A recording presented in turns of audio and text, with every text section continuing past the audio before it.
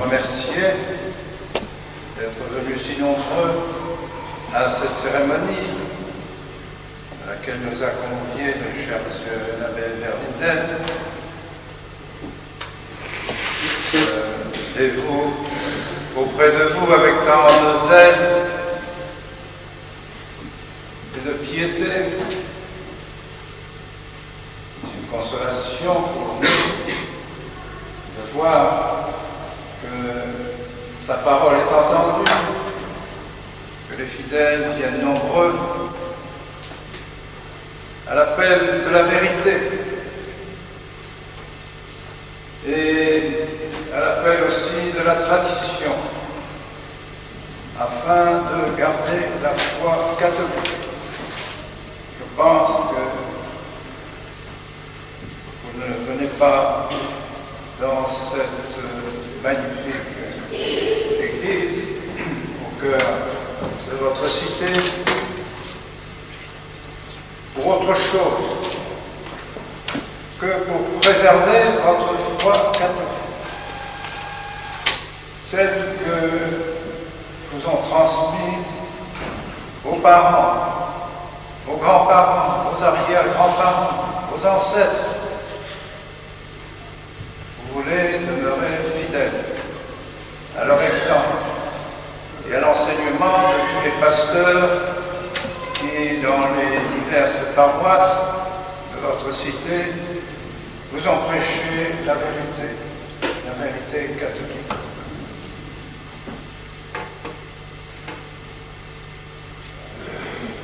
Monseigneur, dank eerst de geloven voor uw talrijke opkomst.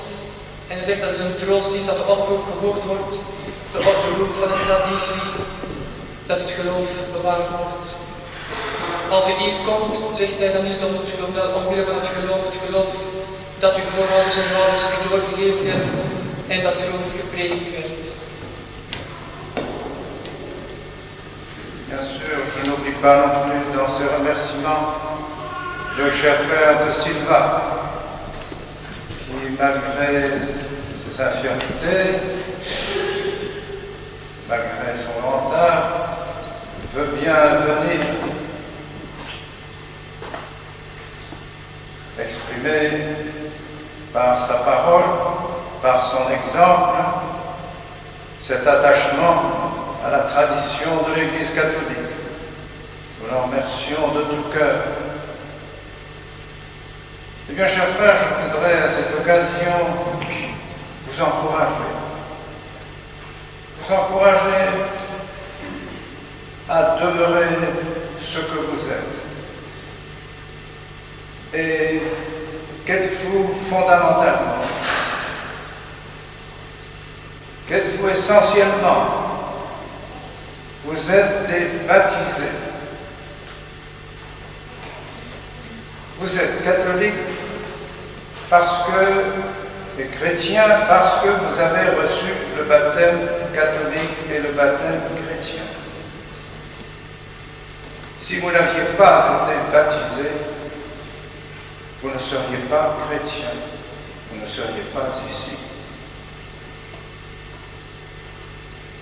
Le baptême diversifie essentiellement ceux qui ne le sont pas et ceux qui le sont. Et cela de la volonté même de Dieu, de notre Seigneur Jésus-Christ. Il a voulu que nous soyons baptisés pour être sauvés. Il a voulu que nous soyons baptisés pour participer à sa propre vie, à sa vie divine, et nous préparer ainsi à jouir de sa vie divine dans l'éternité. Il est bon de se rappeler qu'au baptême de notre Seigneur Jésus-Christ par Saint Jean-Baptiste, le ciel s'est ouvert. Le ciel s'est ouvert. Ce ciel qui était fermé pendant des siècles et des siècles à nos âmes, à nos esprits des hommes. Le ciel s'est ouvert à nouveau. L'Esprit Saint est descendu sur notre Seigneur sous la forme d'une colombe. Et Dieu a parlé aux hommes. Celui-ci est mon Fils bien-aimé, en qui j'ai mis mes complaisances, écoutez-le. Ainsi, la Trinité Sainte s'est manifestée à l'occasion du baptême de notre Seigneur Jésus-Christ. Comme le disait si bien Saint Jean-Baptiste, moi je vous baptise dans le baptême de l'eau et le baptême de la pénitence, un autre que moi, plus élevé que moi, vous baptisera dans l'Esprit. Et cet Esprit est apparu, cet Esprit est descendu. Et par conséquent, nous sommes baptisés dans l'Esprit de Dieu, dans l'Esprit de la Trinité Sainte, dans l'Esprit de notre Seigneur Jésus-Christ. Ik wil bij deze gelegenheid ook gebruik maken om Pater de Silva te danken, die ondanks zijn ouderdom en zijn ziekte, dus toch zijn verlangen naar de traditie proberen te uiten daardoor. Ik wil u dan verder, zeg Monsignor, u aanmoedigen te blijven wat u zijt. Voornamelijk dat u gedoopt bent. U bent katholiek omdat u het doopsel ontvangen hebt. Zonder het doopsel zal je hier niet zijn. Het doopsel onderscheidt ons op een fundamentele wijze. Jezus Christus heeft gewild dat wij gedoopt worden. Hij wil dat wij met hem in de eeuwigheid zullen zijn. Bij zijn doopsel is de hemel geopend. De hemel die gesloten was sinds lang, sinds van in het begin. De hemel is geopend voor ons. En God heeft aan de mens gesproken. De Vader zei, luister naar deze. Hij is naar Jezus Christus, hij is de welbekende Zoon. En Sint-Jan zegt dat er naar iemand zou komen die een ander doopsel zou toedienen, doopsel in de geest. Vous vous souvenez aussi que notre Seigneur Jésus-Christ lui-même a dit à ses apôtres, avant de monter au ciel, allez enseigner toutes les nations, baptisez-les au nom du Père et du Fils et du Saint-Esprit. Ceux qui croiront seront sauvés, ceux qui n'en croiront pas seront condamnés. Parole essentielle pour tous les hommes. Notre Seigneur n'a pas dit allez enseigner telle et telle tribu, n'enseignez pas les autres, ce n'est pas la peine parce qu'ils ont déjà une religion, il ne faut pas les troubler dans la religion dans laquelle ils sont. Notre Seigneur a dit au contraire, enseignez toutes les nations, toutes, baptisez-les au nom du Père et du Fils et du Saint-Esprit. Cette parole est capitale pour l'évangélisation du monde, pour le pouvoir qu'ont reçu les apôtres. Et alors nous avons été baptisés de ce baptême catholique. Et nous avons reçu par le baptême la grâce de notre Dieu et la présence de la Trinité Sainte dans nos âmes par la disparition du péché originel. Et au cours de la cérémonie du baptême, nos parents et marraines ont prononcé le je crois en Dieu tout entier, le credo. Ils l'ont prononcé solennellement devant le prêtre avant que le prêtre confère le baptême à l'enfant que nous étions alors. Ainsi, le baptême est aussi la manifestation de notre foi, de la foi catholique. Et nous devons nous demander alors, mais quelle est donc cette foi catholique? Que signifie donc ce baptême qui nous a été donné?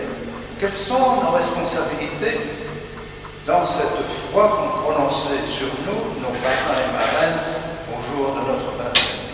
Voilà une question à laquelle nous devons répondre et à laquelle nous devons chercher, dans laquelle nous devons chercher la lumière de nos vies chrétiennes. U herinnert zich dat onze Heer zei voor de tijd die hem opsteeg, gaat en onderwijst alle volken, doopt hen in de naam van de Vader, de Zoon en de Heilige Geest. Zij die geloven, zullen gered worden. Zij die niet geloven, zullen verloren gaan. Een heel belangrijk essentieel woord. Hij zei niet dan gaat aan een of ander volk of stam, maar hij zei onderwijst alle volken en doopt hen allemaal. Wij zijn katholiek gedoopt. Wij hebben de genade, tegenwoordigheid van eigen gevuldigheid in ons. Tijdens het doopsel hebben Peter en meerdere van ons het credo gezegd. En zo is het doopsel een bekendmaking van ons geloof. Wat wil dat zeggen, gedoopt te zijn? Wat zijn onze verantwoordelijkheden? Die daarvan ons mee moeten bezighouden.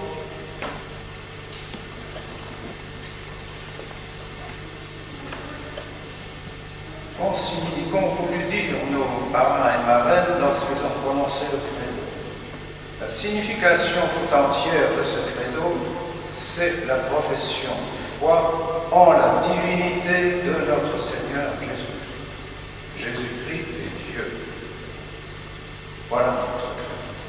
C'est Saint Jean lui-même qui dit « Tout mon évangile se résume en ces paroles. Jésus-Christ est le Fils de Dieu. » Et cela a des conséquences considérables. Si vraiment Jésus-Christ est le Fils de Dieu, il est donc roi. Roi. Puisqu'il est Dieu lui-même, il est croyant dans sa divinité. Dieu est roi. Par conséquent, en prononçant le credo, nous nous engageons à poursuivre le règne de notre Seigneur Jésus-Christ. Croyons toute notre âme, tout notre cœur, toutes nos forces. Jésus-Christ est Dieu, qu'il est roi. Et qu'il n'y a que son règne au ciel. Personne d'autre ne règne au ciel que notre Seigneur Jésus-Christ, uni au Père et au Saint-Esprit. Il n'y a qu'un seul Dieu. Ce Dieu, c'est le Père, le Fils et le Saint-Esprit. Le Fils, c'est notre Seigneur Jésus-Christ. Par conséquent, nous voulons que Dieu règne ici, sur la terre comme au ciel. Que votre sainte volonté soit faite sur la terre comme au ciel. Qui règne au ciel? Notre Seigneur Jésus-Christ. Étant Dieu, c'est en lui que se trouvera pour tous les hommes, quiconque, se trouvera le bonheur éternel. C'est en lui que nous aurons la vision béatifique, que nous aurons cette vision extraordinaire de Dieu, de l'être extraordinaire qu'est Dieu, infini, immense, éternel, au-dessus du temps, au-dessus du mouvement. Dieu, cause de toutes choses. Nous le verrons en notre Seigneur Jésus-Christ qui est Dieu, qui seul nous recevra, car il est la porte de la bergerie. Je suis la porte, ego sum ostium, a dit notre Seigneur. C'est donc par la porte qu'est notre Seigneur Jésus-Christ que nous rentrerons au ciel. Et il n'y en a pas d'autre. Il n'y en a pas d'autre. Voilà ce que nous professons. Voilà ce que nos parrains et marraines ont professé pour nous. Et voilà ce que nous devons répéter, nous, à chaque fois que nous disons le credo. Chaque fois que nous répétons un acte de foi. Je crois en la divinité de notre Seigneur Jésus-Christ. Je crois que Jésus-Christ est roi au ciel et qu'il doit l'être sur la terre.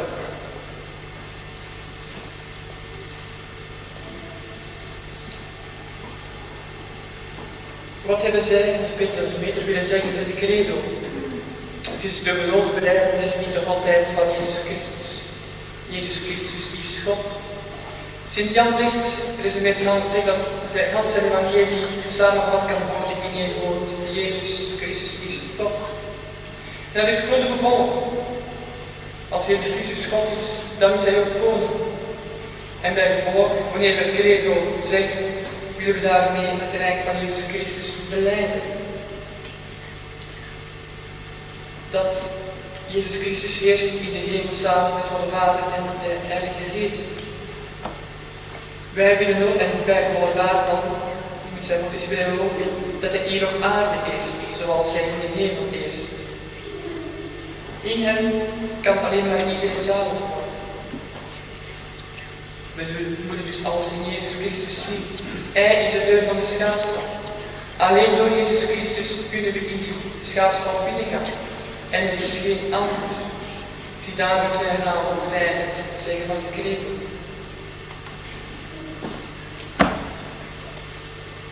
Et la poursuite de ce règne de notre Seigneur Jésus-Christ, c'est ce qu'a fait l'Église pendant 20 siècles, d'une manière extraordinaire, d'une manière sévère même. Voyons encore maintenant, dans ce 20e siècle, les vestiges de cette recherche de l'Église pour le règne universel de notre Seigneur Jésus-Christ. L'Église a envoyé partout ses apôtres, partout ses missionnaires. Elle n'a pas hésité à leur dire « Allez, enseignez les nations.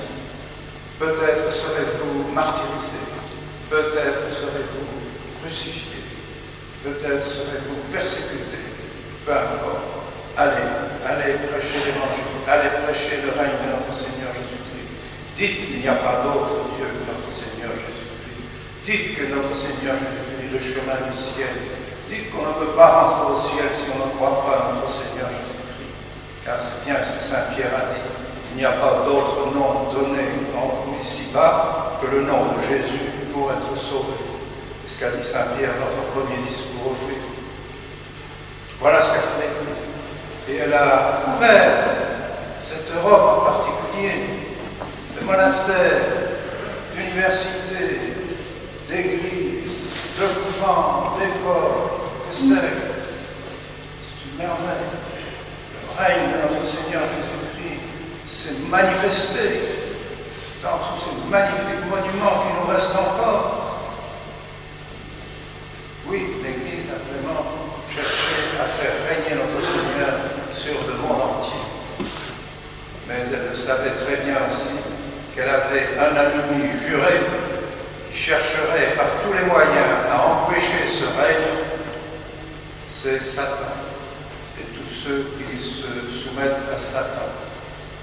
Une lutte donc terrible s'est engagée contre l'Église, contre ce règne de notre Seigneur Jésus-Christ. Et hélas, nous vivons à une époque où il semble que le bon Dieu permette que le triomphe de Satan se manifeste d'une manière affreuse, épouvantable, et qu'il s'efforce d'entraîner avec lui en enfer de nombreuses âmes, sinon la grande majorité des âmes de cette terre.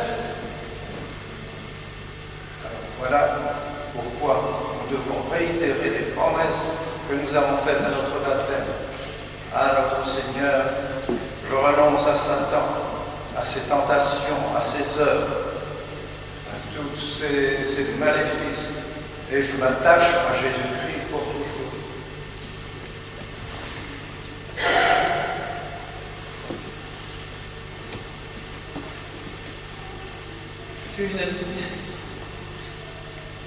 De kerk heeft het gedaan wat onze lieve Heer heeft verder gezet wat onze lieve Heer ons gegeven heeft. Zie maar wat er is gebeurd, welke monumenten zij overgelaten heeft in de 20e eeuw. De kerk heeft gezegd, ga prediken. Misschien zult u wel vervolgd worden, misschien zult u gemarteld worden. En Sint Petrus zegt, er is geen andere naam gegeven dan die van Jezus. En zie, zo heeft de kerk in gans Europa bezaaid met kloosters, scholen enzovoort. Ja, de kerk heeft gezocht dat Jezus zou heersen over de wereld. Maar zij weet dat er een vijand is, Satan. En dat er een eeuwige strijd is geopend.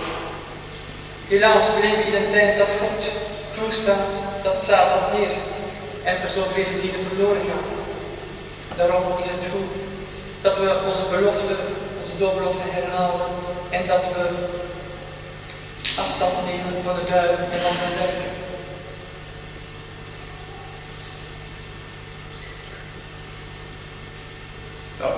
Par conséquent, dans la situation dans laquelle nous sommes aujourd'hui, nous vivons à l'époque à laquelle le bon Dieu a voulu que nous vivions.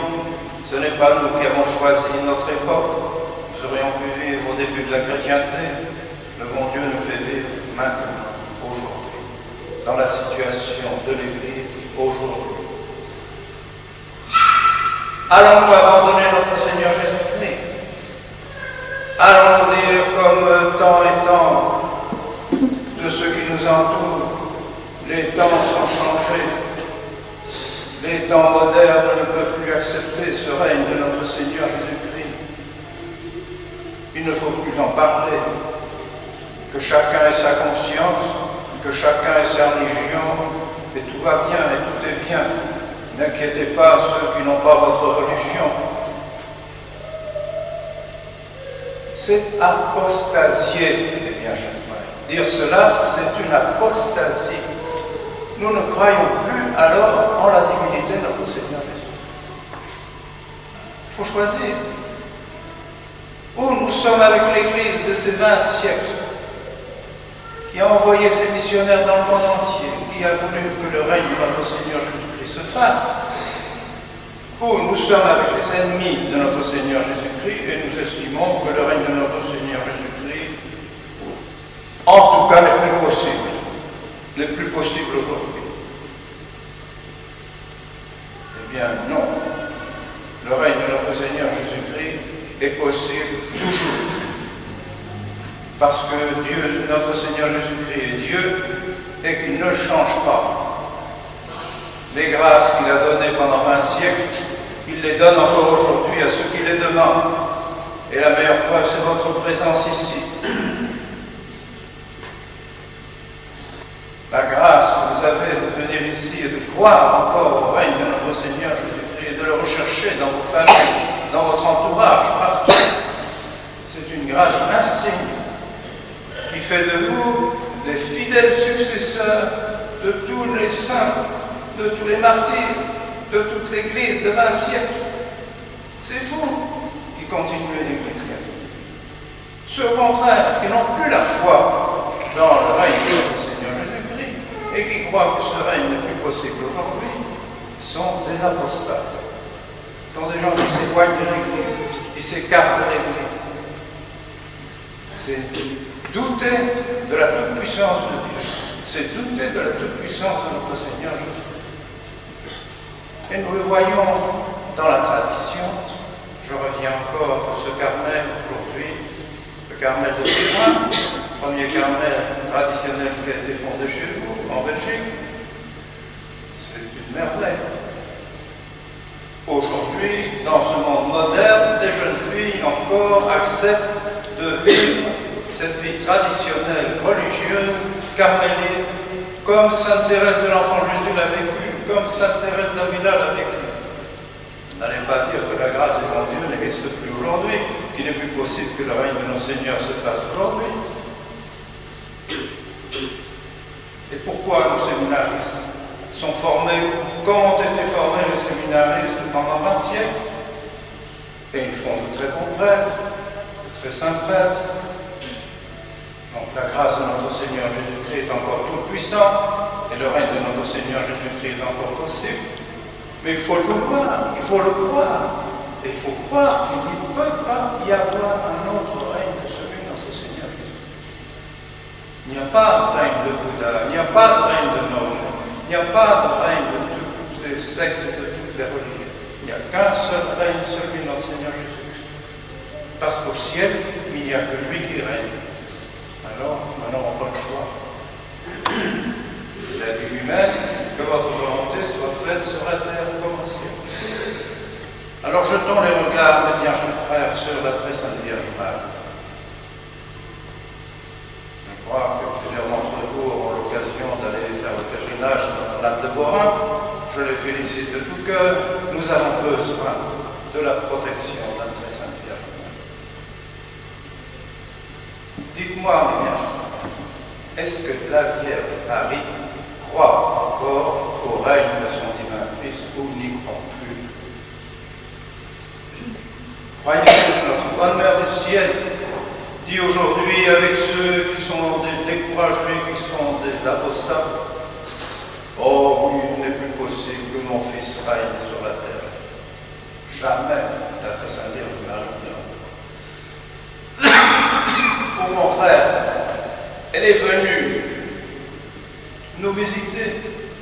Que de fois, dans combien d'endroits, pour nous redire qu'il fallait nous soumettre à son divin Fils, obéir à son divin Fils, le prier, réciter le chant, méditer les mystères de notre Seigneur Jésus.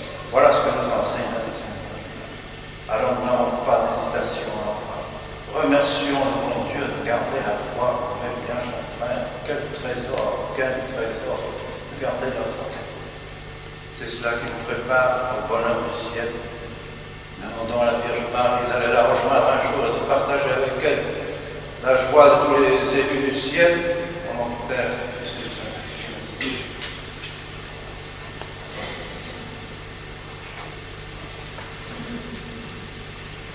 In de toestand waarin we nu leven, heeft God ons gezet. Zijn wij niet die moeilijke tijd gekozen naar God? Gaan wij Jezus Christus dan verlaten in die moeilijke tijden? Wat gaan wij zeggen? De tijden zijn veranderd, zoals vele anderen zeggen. Zeggen we ook dat iedereen zijn geweten heeft, iedereen zijn geloof? Zo te spreken zou verzagen zijn aan ons geloof. Dan geloven we niet meer in de godheid van Jezus Christus. Daarom moeten we kiezen. Ofwel kiezen voor het rijk van Jezus Christus. Ofwel gaan we mee met diegenen die er niet meer in geloven om het rijk van Jezus Christus voor onmogelijk houden. Jezus Christus is nog altijd God. En de genade is er ook nog altijd. Bewijs is dat u hier bent. En die genade maakt dat de kerk haar werk verder zet. Daarom moeten we geloven in het rijk van Jezus Christus, zoals hij gezegd. Die komt als een pakje vrij. Ik heb daar een mooi werk gezien van Escarmel, die hier in België zijn gesticht. En dan zien we dat God zijn genade blijft geven. Hetzelfde als de seminaristen die goede priesters worden. We moeten geloven in het rijk van Jezus Christus. Het is niet Boeddha die heerst of nog de islam. In de hemel eerst alleen Jezus Christus. Keren we ons dan tot Maria. Senor zegt hij dat is dat iedereen die naar Morijn gaat voor zaterdag. En hij zegt verder dat we allemaal haar bescherming nodig hebben. En hij stelt zich de vraag of Maria ook zo spreekt, of dat zij ook het rijk van haar zoon in vraag stelt. Ze zegt niet dat het onmogelijk is dat Jezus niet meer beheerst. Integendeel, zij komt ons overal zeggen dat we ons moeten onderwerpen aan haar goddelijke zoon, dat we door moeten bieden. Dank u God dat we het geloof hebben of het mogen behouden en vragen aan Maria dat zij ons eens in de hemel zal brengen. Vader, Zoon en Heilige